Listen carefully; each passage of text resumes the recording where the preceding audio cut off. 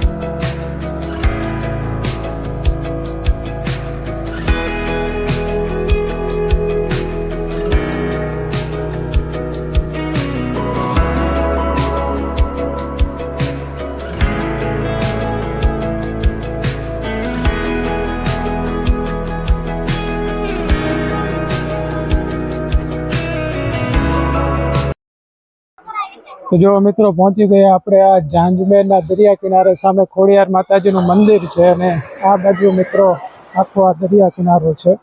જો આના મોજા એ ઉછળી રહ્યા છે સરસ મજાના. જો અને મિત્રો આ આખો દરિયા કિનારો અરબ સાગરનો દરિયા કિનારો જોવા મળે છે. જો અહીંયા પથ્થર પણ અહીંયા આવેલા છે કેટલા, જો સરસ મજાના. અને મસ્તીનો દરિયા કિનારો લાગી રહ્યો છે. જો પેલી બાજુ પણ અત્યારે બધા આવી ગયા છે ને જો આ મોજા પણ જો અહીંથી એ ઉછળતા જોવા મળી રહ્યા છે. જો આ બાજુ ઊંચી ઊંચી ભેખડો પણ તમને જોવા મળશે સામે.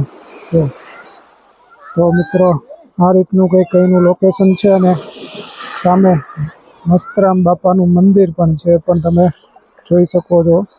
તો જો છેક પાણી અહીંયા સુધી પહોંચી જતું જોવા મળે છે. જો આવી રહ્યું છે, જો પાણી અહીંયા નજીક આવી રહ્યું છે. જો અને આ રીતનું જો અહીંયા સરસ મજાના એ વાતાવરણ અત્યારે મિત્રો ખૂબ જ સરસ મજાનું લાગી રહ્યું છે મસ્તરામ ધારાનું. તો ચોક્કસથી મિત્રો આપ અહીંયા આવી શકો છો અને આવું લોકેશન આપ અહીંયા માણી શકો છો.